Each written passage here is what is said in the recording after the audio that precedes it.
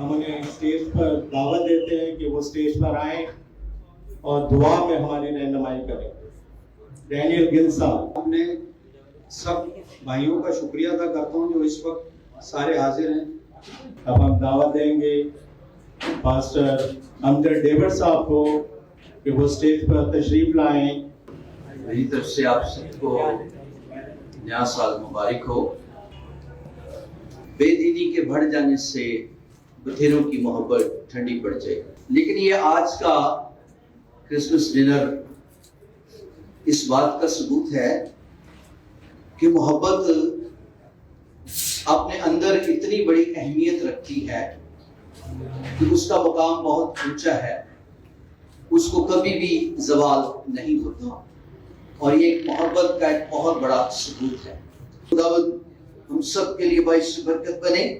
हमारे शहर को सरफराज करना, हमारे मुल्क को खुदा बहाल रखना और हमारी गवर्नमेंट पाकिस्तान को अपने मंसूबे में लेना ताकि ये शहर तरक्की करे, मुल्क बहाल किया जाए और सारी आफतों लानतों को हम यीशु मसीह नासरी के नाम से डांटते हैं और चाहते हैं इस मुल्क पर आपकी निगाह साल से शुरू से साल के आखिर तक रहे और जो कलाम के वादे हैं वो 100% पूरे हों।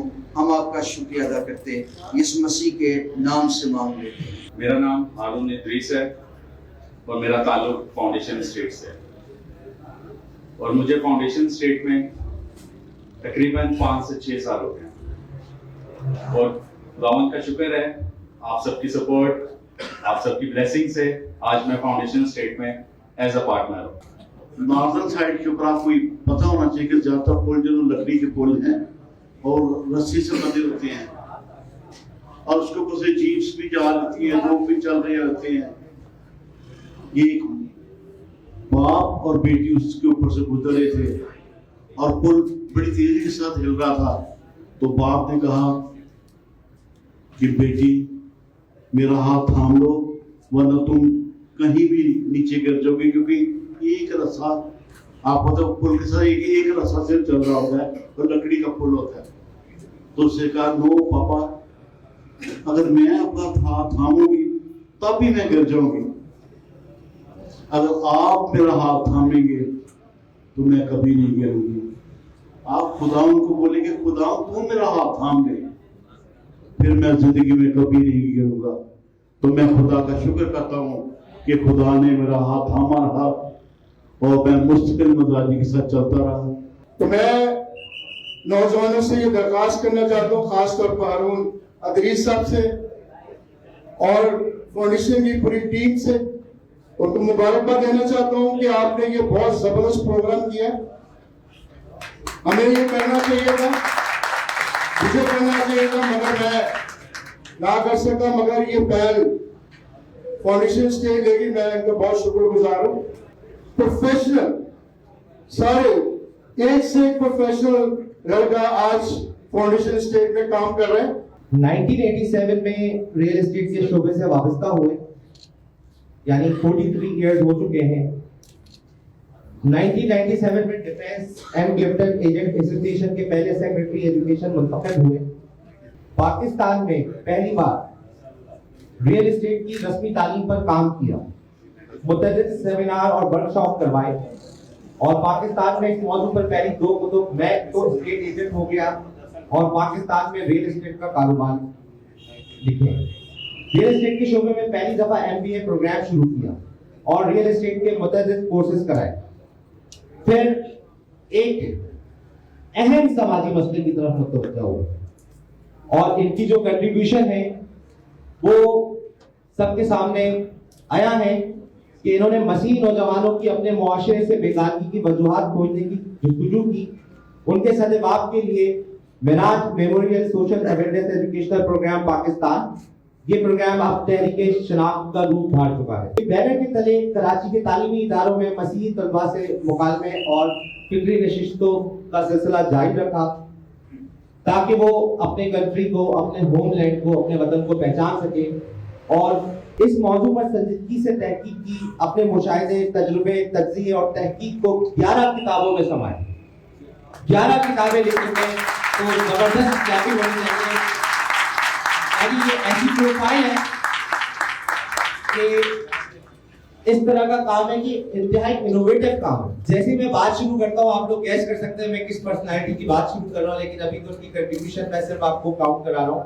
श्री बेगानी के वर्ष की तशखीस करती किताब धरती जाए क्यों बनाए, इस सिलसिले की पहली किताब है।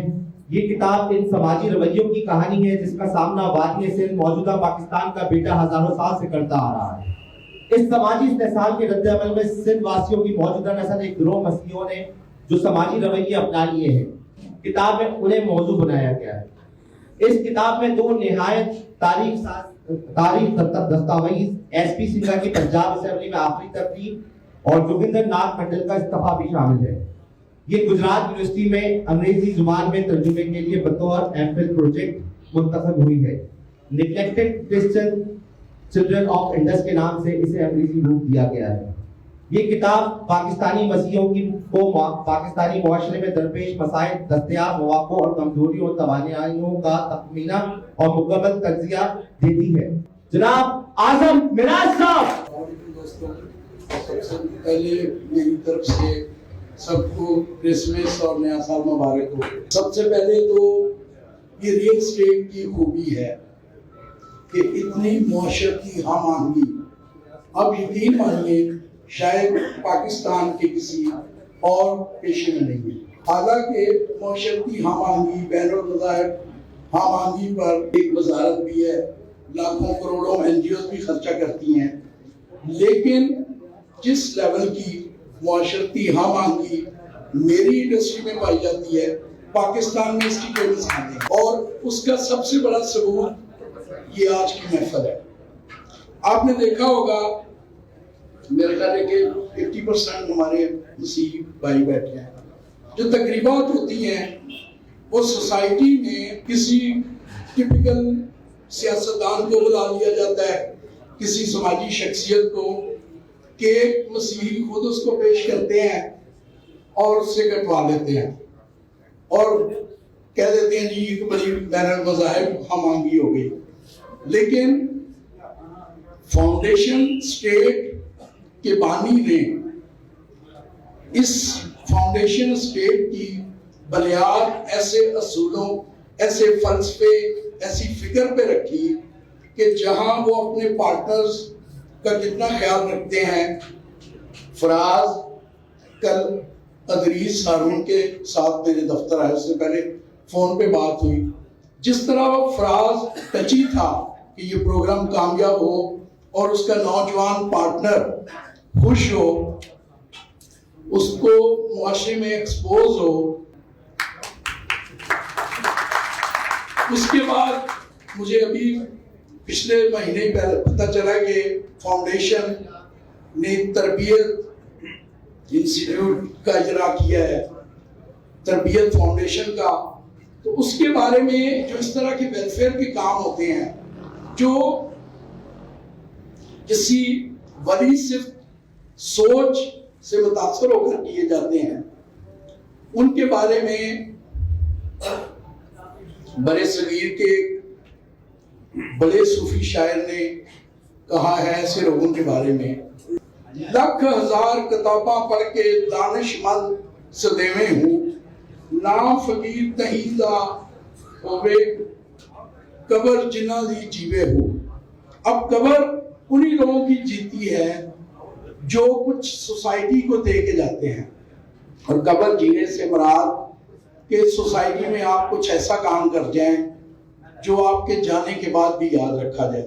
मैं खुदा का शुक्र करता हूँ कि फर्स्ट टाइम जो है इस तरह का प्रोग्राम जो है क्रिसमस के पॉइंट ऑफ व्यू से जो है वो मुनक्कद किया गया है। इसके लिए मैं फाउंडेशन का स्पेशली शुक्रगुजार हूँ कि उन्होंने जो है इसको फर्स्ट स्टेप को जो है यानी कि जो है वो उठाया है। इसके लिए मैं शुक्र करता हूँ फाउंडेशन का, फराज भाई का, हारून का शुक्र करता हूँ, क्योंकि मैं आपको ये बताना चाहता हूँ कि स्पेशली जो है जब हम पाकिस्तान में रहते हैं तो इस तरह का गेट टुगेदर हो तो बड़ा अच्छा लगता है। तो मैं सिर्फ ये कहना चाहता हूँ कि मुस्लिम भाई इस तरह का कदम उठाता है तो ऐसा लगता है कि कोई किसी बड़े भाई ने जो है छोटे भाई पे जो है वो मोहब्बत वाला हाथ रखा है। तो इसके लिए मैं स्पेशली जो है फाउंडेशन को और फाउंडेशन की सारी टीम को जो है वो अप्रिशिएट करता हूँ कि इल्म जितना बांटोगे उतना बढ़ेगा। यही बात को लेके चल रहा हूँ कि मैं इल्म को और इल्म की रोशनी को जितना बांटूंगा उतने मेरे इल्म में इजाफा होगा। और मेरी ख्वाहिश है कि हम लोग आपस में मिलके काम करें और अपनी फील्ड को इतना ऊपर लेके जाएं कि पाकिस्तान में क्या दुनिया में इसका एक नाम हो जाए। तकलीद की रविश से बेहतर है खुदकुशी, रास्ता भी ढूंढते दिल का सौदा भी छोड़ दे। हमारा जो मानना ये है कि life is all about B2D segment है, जैसे ABCBCD सेगमेंट होता है। B और D का जो सेगमेंट है वो अल्लाह ताला ने ऊपर डिसाइड कर दिया हमारे लिए। B for birth, D for death. B पे हमारा कंट्रोल नहीं है, बर्थ पे कंट्रोल नहीं है। हम किसी भी कास्ट में, किसी भी रिलीजन में, किसी भी कंट्री में, किसी भी नेशनल में हम बर्थ दे सकते हैं, उस पे हमारा कोई कंट्रोल नहीं, ना ही हमारा डेथ पे कंट्रोल।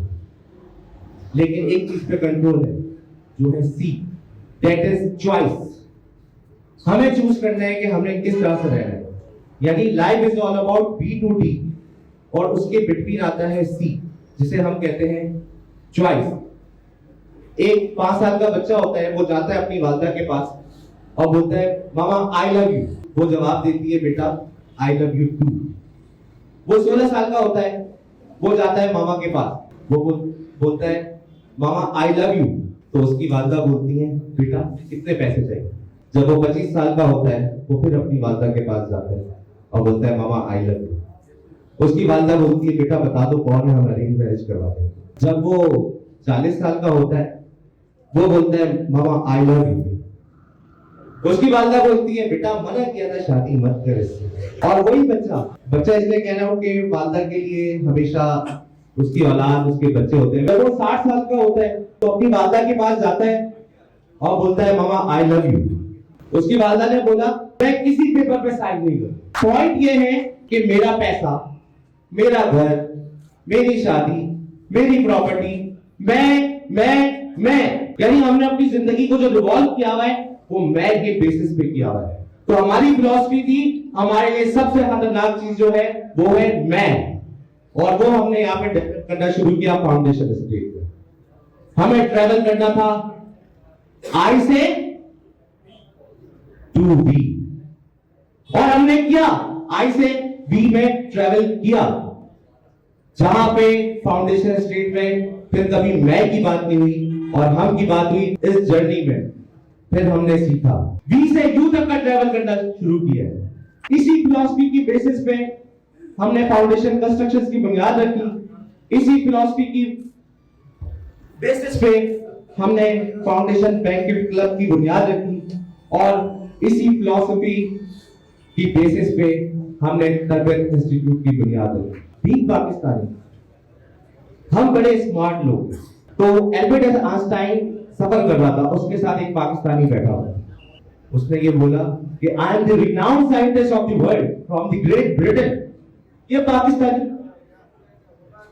चलो लेट्स प्ले अ गेम। तो बोलता है किस तरह का गेम खेले? तो बोलता है मैं तुमसे क्वेश्चन पूछूंगा, अगर तुमने जवाब दे दिया तो मैं तुम्हें 50 रुपीज दूंगा, और तुम मुझसे क्वेश्चन पूछो और मैं अगर जवाब ना दे पाऊं 5000 तुम्हें दूंगा और 50 रुपीज तुम मुझे देना। अब उसको एक तकब्बुर था कि मैं रिनाउंड साइंटिस्ट हूं और मैं कोई भी क्वेश्चन करूंगा वो जवाब नहीं दे पाएगा, मैं 50 रुपीज उसको यानी ले लूंगा, और मुझसे कोई भी सवाल करेगा मैं जवाब दे दूंगा और 5000 रुपीज मेरे बच जाएंगे। तो सबसे पहले पाकिस्तानी ने बोला चलो यू गो फर्स्ट।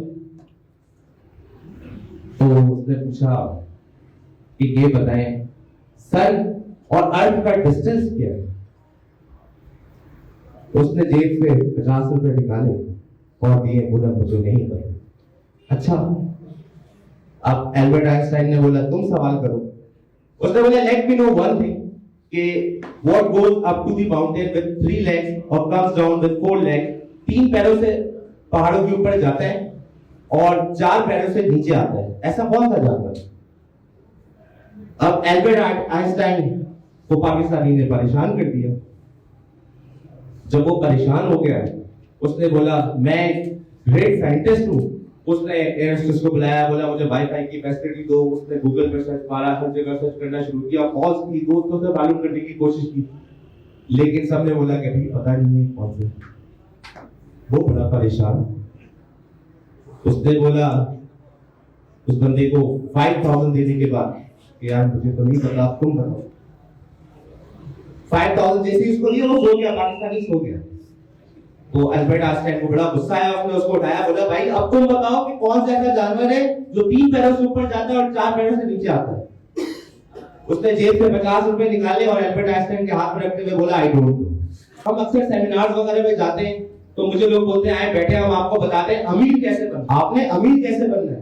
मैंने बोला आई एम पाकिस्तानी, मुझे बताने की जरूरत नहीं है अमीर कैसे बनना है।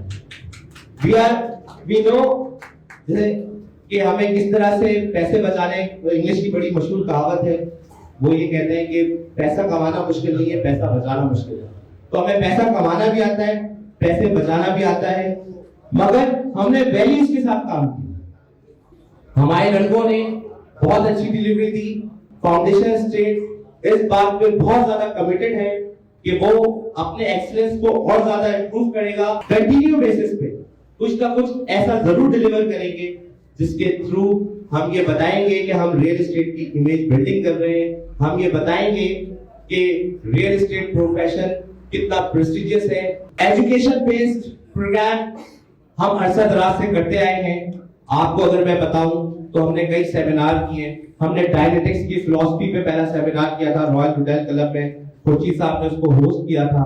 फिर इसके बाद हमने ब्रांड मार्केटिंग पे एक प्रोग्राम किया जिसमें अली जलील साहब सीईओ क्लेब्स आए थे, उसको भी खुर्शीद साहब ने होस्ट किया था। तो हम इस तरह के मुख्तलिफ काम सिर्फ और सिर्फ इमेज बिल्डिंग के लिए करते आए हैं। अब मैं चाहूंगा कि मेरी अपनी टीम फाउंडेशन स्टेट वो यहाँ पे आए और मैं उनको थैंक यू भी करूंगा। उन्होंने बड़ी मेहनत करके ये पूरी महफिल सजाई है। ये हमारी फाउंडेशन स्टेट एंड कंस्ट्रक्शन की टीम है और मैं चाहूंगा कि आपको इन्होंने इनवाइट किया है कि पूरी महफिल का इनेकाद इन लोगों ने मेहनत करके सजाया है। ये जो टीम है इसके पीछे यानी बड़ी मेहनत है। बहुत अच्छा लगा, एक नई चीज है। तमाम मसीह बरादियों से, भाइयों से फरकात तो सबसे है, लेकिन आप लोगों को एक खास तौर से दिया तो मेरे ऑनर में भी कोई ऐसी चीज होती तो मुझे बहुत ऐसा लगता। आई होप कि आप लोगों को अच्छा लगा होगा। इंशाल्लाह ये चीज कंटिन्यू रहेगी और कोई नेक्स्ट प्रोग्राम में दोबारा मुलाकात होगी। मैं शहजाद साहब से रिक्वेस्ट करूंगा कि वो स्टेज पे तशरीफ लाएं। शहजाद गिल साहब बहुत शुक्रिया, आप हमारा तशरीफ लाए हैं, हमारी इज्जत अफजाई हुई है। मैं चाहूंगा कि आप फाउंडेशन के बिहाफ पे सुवेनियर पेश करें। मैं इनवाइट करना चाहूंगा अर्नेस्ट सलीम साहब को कि वो स्टेज पे तशरीफ लाएं। Thank you very much. गुलदस्ता ईमानी को हर एक ढंग से बांधो, एक फूल का मजमून हो तो 100 रंग से बांधो। फाउंडेशन स्टेट ने 100 रंग से बांध दिया आज। मैं इनवाइट करूंगा जिगर मेहदी साहब, कन्वर्टेड टू यूपीए एंड पीआरटीएल।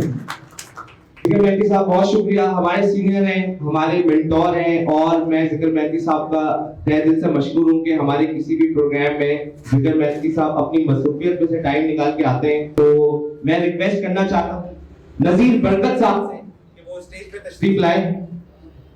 उनको सुवेनियर फाउंडेशन के बिहाफ पे पेश करेंगे Jigar Mehdi sahab, chairman unity group converted to UPA.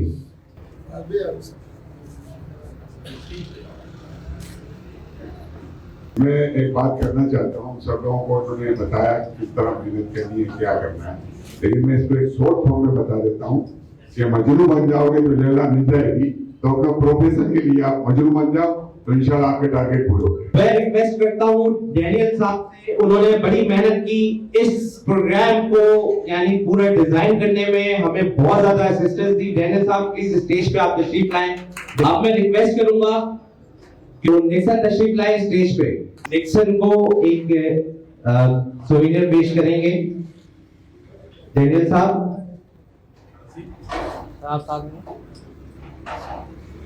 हमारे साथ आज तशरीफ फरमा है एसएलएच वेलफेयर सोसाइटी के कुछ लोग। आज वो विटनेस कर रहे हैं कि हम जो रियल एस्टेट कम्युनिटी है उसमें आपस में कितनी मोहब्बत है, कितनी अच्छी अंडरस्टैंडिंग है। तो मैं रिक्वेस्ट करूंगा राव लियाकत साहब से के तारिक साहब से और सैयद कामरान साहब से कि वो स्टेज पे तशरीफ लाए। और आप लोग हैरान होंगे सुन के कि आज पहले हमने इतने प्रोग्राम किए, इतने सेवरल प्रोग्राम्स किए हैं, लेकिन मेरे फादर जो है वो किसी प्रोग्राम को अटेंड नहीं किया उन्होंने। आज मेरे फादर भी यहाँ पे मौजूद हैं, थैंक यू कि वो यहाँ पे मौजूद हैं। मैं रिक्वेस्ट करूंगा अब्दुल कबीर साहब से, शमशेर साहब से और सर से कि वो आप तशरीफ लाएं यहाँ पे स्टेज पे प्लीज, रमजान साहब से। और मैं साथ ही रिक्वेस्ट करूंगा शकील भाई से, शकील अहमद साहब से, वो भी एसएलएच वेलफेयर सोसाइटी का हिस्सा है और रियल एस्टेट में है। आप ये अब्दुल कबीर साहब है, मेरे फादर हैं, रमजान साहब है, शमशीर साहब है, तीनों का ताल्लुक एफआईए से है। एफआईए भी मौजूद है हमारे साथ, तो ये इनके इलेक्शन था तो वो उधर से डायरेक्ट यहाँ पे है। तो मैं चाहूंगा कि आप सुविधा पेश करें एसएलएच वेलफेयर सोसाइटी के प्रेसिडेंट साहब को। Thank you very much. आप लोग यहाँ तशरीफ लाए, इज्जत अफजाई हुई, आप लोग प्लीज तशरीफ रखें। Thank you very much. Khalid Gill साहब, हम पहले डील कर रहे थे प्लॉट का, तो ये मुझसे पूछता था ट्रांसफर कैसे होगा, मैं बोलता था चलो मैं भी किसी से पूछ के बताता हूँ। तो ये हम उस वक्त के दोस्त हैं। खालिद गिल साहब, इस धरती के बच्चे हो तुम, सदियों से इसके वासी भी, आजादी के सिपाही हो तुम, कायद के हमराही भी, वतन के हो सिपाही तुम, कौम के बीमार भी, काबिल फख्र काबिल जीत, मुहाफिज गाजी और शहीद, चौदह के वारिस हो तुम, साथी हैदरान के भी, हिलाले जुलत के सितारे हो, जुलत के सितारे भी, निशाने बसालत के हो तुम, हो शाम सब्ज और सफेद किए पाकिस्तान के मसीहियों, जानो और पहचानो तुम धरती से निस्बत को भी, अपने को भी, अपनी इस शान को भी, अपनी इस पहचान को तुम, अपनी इस शनाख्त को भी। मैं ये आजम मिराज साहब की बुक से पढ़ रहा हूँ, तो क्लैपिंग होनी चाहिए। जिस शख्स को इसका दर्द हो कम्युनिटी का और मुल्क का, उसके लिए बेहतर क्लैपिंग होनी चाहिए। और अब मैं इनवाइट करूंगा टीआरजी के प्रेसिडेंट जनाब जमशेद खान साहब को। मैं रिक्वेस्ट करूंगा इसके खालिक, हमारा सरमाया, रियल एस्टेट का सरमाया, आपका सरमाया, मुल्क का सरमाया, कि आजम मिराज साहब ने वक्त निकाला और तशरीफ लाए। आजम मिराज साहब।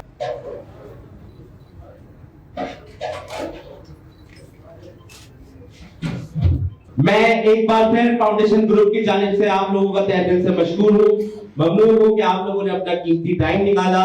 आप लोगों ने आज एक ट्रेंड सेट किया, आज एक हिस्ट्री क्रिएट की। इंशाल्लाह ये प्रोग्राम आइंदा भी इसी तरह से होते रहेंगे।